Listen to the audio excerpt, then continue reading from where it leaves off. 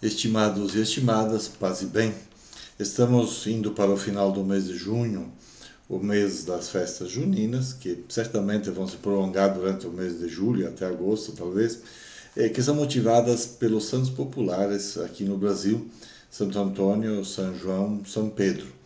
Já passamos pelos dois primeiros e estamos chegando ao terceiro, que tem uma simbólica toda particular na Igreja Católica, porque a figura de São Pedro é associada ao exercício do poder.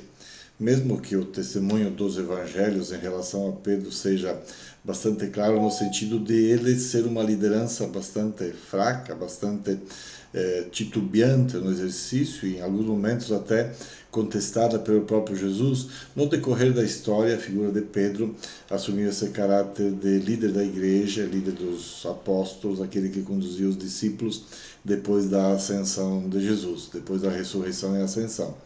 E é com essa figura que foi associada uma passagem do Evangelho onde fala que Jesus entregou a ele as chaves da igreja.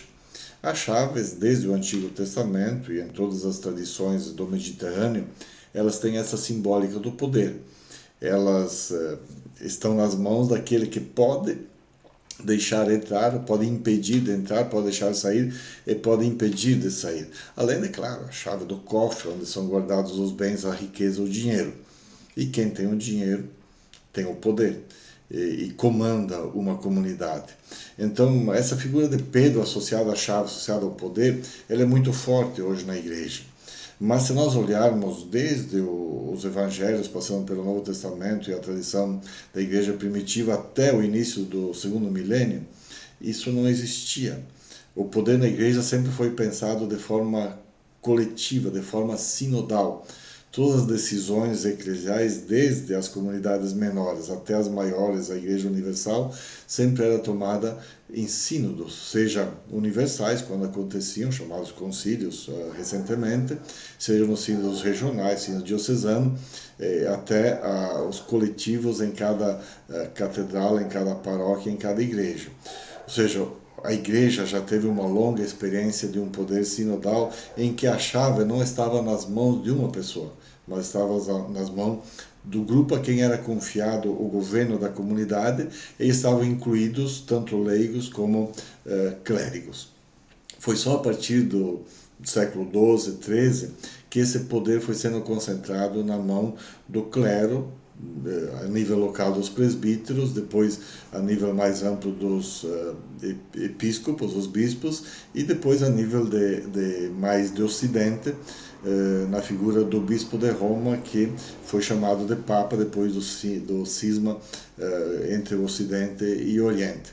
E o Concílio de Trento reforçou essa imagem e o Concílio Vaticano I, então, a levou ao extremo, dizendo que o Papa, o Bispo de Roma, é assistido por uma presença especial do Espírito Santo e que suas decisões são inquestionáveis, infalíveis e universais. E nós herdamos, na nossa tradição católica muito recente, essa ideia de um poder centralizado. Um poder unicéfalo, um poder monolítico, um poder unipessoal. Roma falou, a coisa está decidida. E nós vimos a crise que isso levou na igreja, que foi tentada contornar pelo Concílio Vaticano II, quando retomou a expressão da igreja enquanto povo de Deus.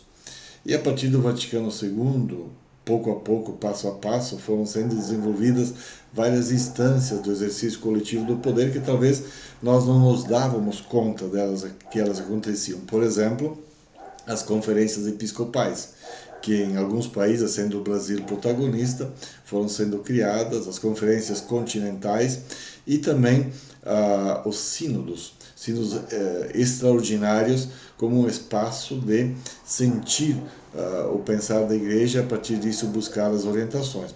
Papa Francisco, nos últimos anos, a partir de sua eleição como bispo de Roma, retomou radicalmente essa tradição de sinodalidade. Um esforço que não está sendo fácil, porque aquele modelo de um poder concentrado numa pessoa, seja o Papa, seja o Bispo, seja o Pároco, seja o Coroinha, o Diácono, o Catequista, seja, todos entramos nessa mentalidade de que cada um decide sozinho e para todos os outros. A sinodalidade é um convite a voltarmos à experiência da igreja primitiva, que nasce do Evangelho e da própria experiência de Jesus Cristo na sua relação com o Pai e com o Filho, em que cada um ele tudo decide e aceita quando é conversado, quando é dialogado, quando é feito junto com o outro. Então é um desafio retomarmos esse princípio da sinodalidade, que certamente vai muito além da figura do Papa Francisco. É uma mudança radical na forma como nos últimos séculos a Igreja vinha sendo conduzida. Não é uma novidade, é retomar a tradição mais genuína da Igreja. Uma tradição em que as chaves não são posse de uma pessoa e que ela pode decidir quem pode entrar, quem pode sair. Não, o poder está na comunidade. É ela quem decide os caminhos a seguir e é ela quem busca conjuntamente seguir o desejo de Deus expresso no Evangelho, na pessoa de Jesus e que segue sendo iluminado pelo Espírito Santo. Que a festa de São Pedro e São Paulo nos ajude a viver e sermos fortes e corajosos nesse espírito de sinodalidade. Um abraço a cada um e cada uma e voltaremos brevemente com uma próxima reflexão. E não se esqueça de acessar o nosso site, onde temos essa reflexão, com algumas nuances a mais e a menos, por escrito. E você pode ler, pode pensar, pode contestar e pode avançar nessa reflexão. No nosso site, acesse e seguimos dialogando aqui e também nas redes sociais. Abraços e boa semana a cada um, a cada uma.